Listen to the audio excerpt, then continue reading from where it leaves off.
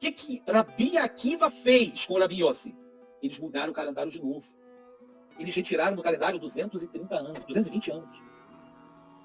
Então, se você acrescentar 220 em 5.784, quanto fica?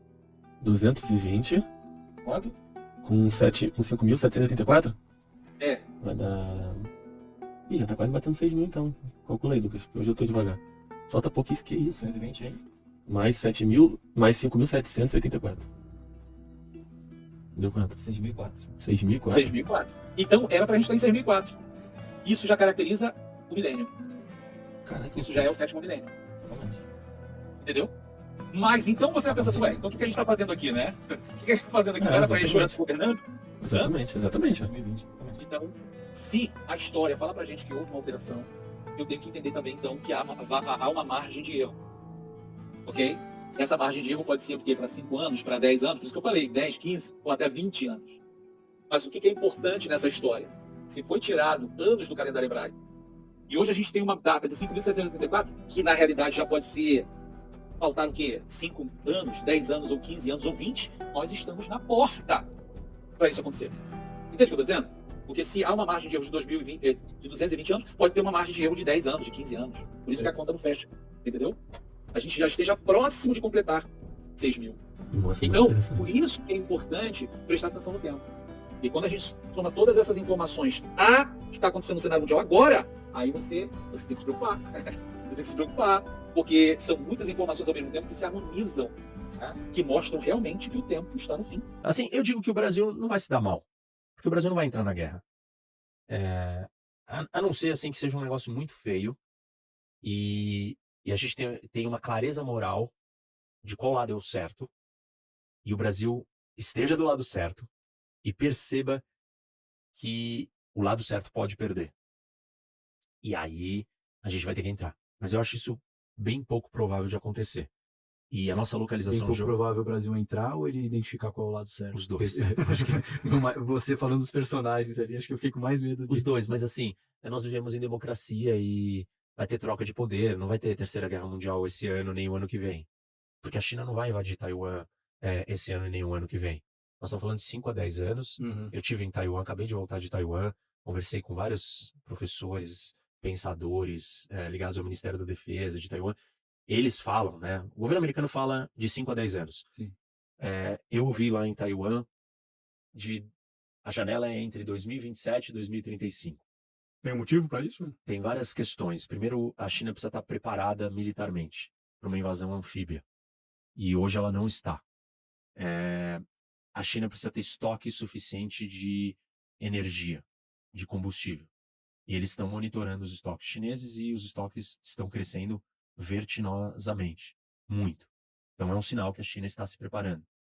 Tem outro sinal dentro do mundo financeiro que é a troca de ativos, como você mesmo mencionou, Salomão, que é os ativos, vender os títulos americanos e comprar ouro loucamente. Por quê?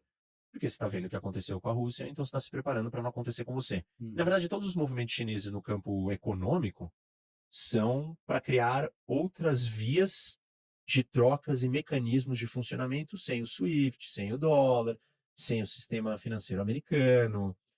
Então, esse é um sinal de preparação para alguma coisa. E a China não está pronta para isso. Então, entendem que existe uma janela em 5 anos, seria 29, ou de 2027 a 2035. E aí, assim, então, tá bom, não vai acontecer agora, o que vai acontecer antes? Eu não acho que o Brasil entra na guerra, né? Eu acho que o Brasil está localizado num lugar do mundo, que é a América do Sul, que é um dos lugares mais isolados do mundo, distante de tudo. Nenhum lugar demora tanto tempo para você chegar em certos lugares do mundo quanto a América do Sul. É o lugar mais longe que tem do mundo. Eu acabei de voltar de Taiwan e do Japão, eu demorei 25 horas. 26 horas. São 15 horas até Doha e mais 11 horas de Doha até Tóquio. Se você está nos Estados Unidos, você demora 12 horas para chegar em Tóquio.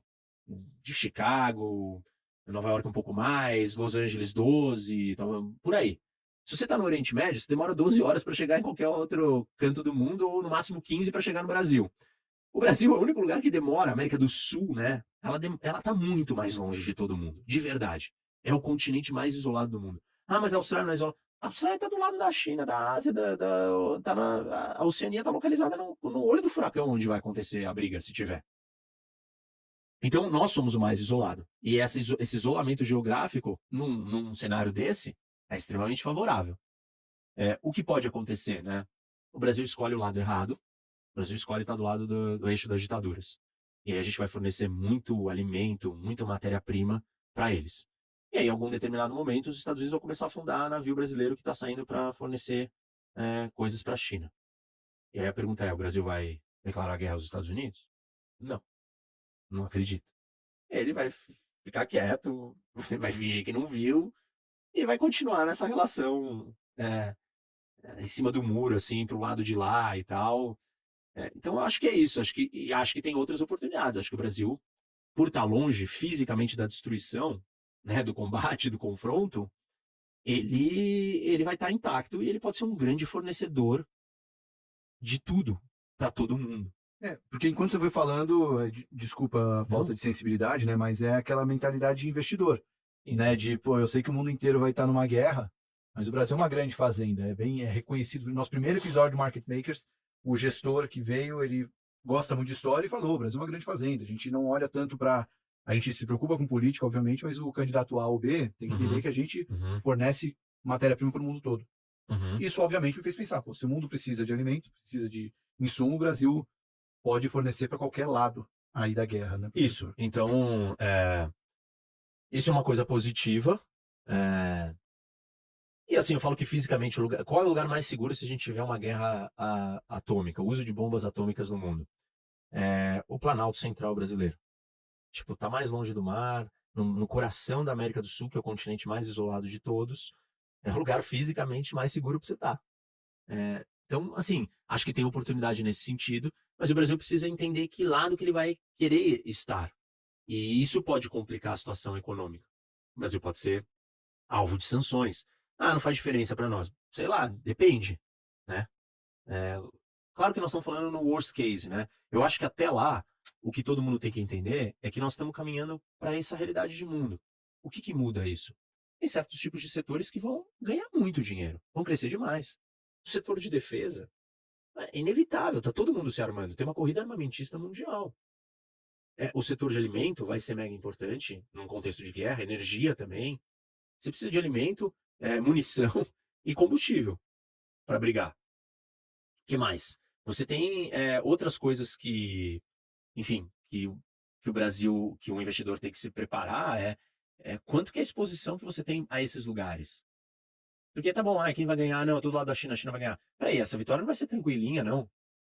A China vai perder muito. Para ela ganhar, ela vai sair assim, destruída. É a questão do relativo, né? Isso, ela vai sair destruída. Então, se você está apostando só na China, você tem um risco, você tem uma exposição muito grande de risco. Tem outras oportunidades que a gente não está capturando, que é essa transformação do global supply chain. E isso o Brasil tinha que entender e assim, é a chance da gente evoluir a nossa economia. Se a gente só vende matéria-prima e commodity, a gente tem que subir na cadeia de valor. Agora, se a gente se insere na cadeia de valor global, aí nós começamos a ser importante e ganhar dinheiro de verdade. E tem uma abertura, porque tem um redesenho da cadeia de valor. Os Estados Unidos estão procurando friendshore, nearshore. O México está sendo escolhido em parte porque ele é nearshore. O Brasil pode ser nearshore, pode ser friendshore. Então, assim, tem um espaço para o Brasil ir atrás estrategicamente de outras coisas. Isso é oportunidade de negócio. O que mudanças nessa cadeia global está acontecendo que a gente pode trazer para cá, para o Brasil? Talvez só o setor privado não consiga gerenciar um projeto desse, né? O setor público, o governo brasileiro precisa participar ativamente na promoção, ou não. Tem oportunidade que talvez um investidor privado consiga olhar e falar, por que não trazer para cá? E assinar um contrato com outros participantes da cadeia, que precisam de algo que a gente pode agora competir de uma forma melhor. Eu acho que você tem que estar menos exposto. E qual é o tipo da sua investimento que você tem para um cenário desse? Isso é um Black Swan, que não é bem Black Swan porque ele está desenhado. de muitas maneiras que ele vai acontecer. Ele não é surpreendente. Mas que é o que o Taleb fala, né? Onde que você colocou os seus ativos em caso de Black Swan? Você tem que ter uma parte dos seus investimentos que estão alocados para um cenário catastrófico. Real. Tipo, você tem que trabalhar com essa possibilidade. Porque ela não é uma possibilidade mais tão distante. Falar disso em 1998, você é só louco. Tinha acabado de acabar a Guerra Fria, só tinha os Estados Unidos, nem tinha acontecido o 11 de setembro, não tinha ameaça terrorista, não tinha mais nenhuma outra superpotência, só tinha os Estados Unidos reinando absoluto, não tinha nenhuma possibilidade de nenhuma guerra. Não é isso que está acontecendo agora. Até sobre isso, citando Taleb, né? Já vi muitos estudos, até de investidor que carrega proteção na carteira por muito tempo, a proteção tende a comer o ganho que ele tem no longo prazo, né? Então ele precisa ser meio assertivo. Agora, eu ia até perguntar sobre Taleb, você é meio que todo cientista político, toda pessoa que olha para o mundo geopolítico tem que ter uma cabeça meio talebiana, né? De meio que encontrar onde que está a grande antifragilidade ali, onde está o grande evento que ninguém está olhando que pode acontecer, né? Eu acho que você olha para o mundo diferente e começa a ficar meio óbvio essas coisas, né? Onde está o diferente, mas porque você já olha com um olhar diferente. As coisas não são, sei lá, tão óbvias quanto para alguém que está com uma visão econômica. Eu acho que a visão econômica ela me parece muito óbvia. O resultado é sempre o mesmo. Qual? Ninguém vai brigar, todo mundo quer ganhar dinheiro. E, tipo assim, perdeu dinheiro, ninguém faz nada. Como assim? Por que a Rússia invadiu a Ucrânia? Pô, ela dependia do mercado europeu energético. Assim, todas as histórias de guerra, elas contradizem isso. Por que alguém vai fazer isso? Porque a lógica das pessoas, dos tomadores de decisão, não é econômica. É política, né? Tem outros elementos ali, não é só ganhar dinheiro. E mesmo que fosse só ganhar dinheiro, aí volta para aquela primeira frase que eu falei no começo. O benefício, custo-benefício, custo é igual, meio igual para todo mundo. Perder dinheiro, morrer. Agora, benefício não. Você gosta de viajar, eu gosto de treinar, você gosta de ter uma casa sua. Cada pessoa gosta de uma coisa. Então o benefício não vai ser o mesmo. Cada país vai ter um benefício e vai buscar um benefício diferente. Ah, não, todos querem prosperidade para o seu povo. Querem, mas também querem outras coisas. Eu acho que o que pode resumir isso um pouco foi aquela entrevista que o Putin deu pro Carson, né? E aí, quando ele perguntou dos motivos da invasão da Ucrânia, ele voltou na história para explicar, assim, absurdamente, né? Como se fizesse uma pergunta sobre o Brasil e a gente voltasse em 1500 para explicar uma decisão que a gente está tomando hoje em dia, né? Então você vê que tem um componente muito emocional. Total, emocional, histórico, honra, ele se sente humilhado, desonrado. Quando o Tucídides, né, primeiro historiador, ele fala que as nações entram em guerra por 3 razões: medo, honra e interesses. Dentro do interesse, você pode puxar uma flechinha e abrir interesses econômicos. Mas medo e honra não tem nada a ver com economia. Então, assim, a gente precisa sair dessa bolha econômica. Não, o que manda no mundo é o dinheiro. E o que eu acho mais fascinante, ou mais louco dessa história toda, que o pensador que diz que o mundo é determinado pelo elemento do dinheiro é Marx. Marx é que fala que todas as relações humanas são relações de poder econômico. E o que dita o mundo é o dinheiro. Isso é Marx.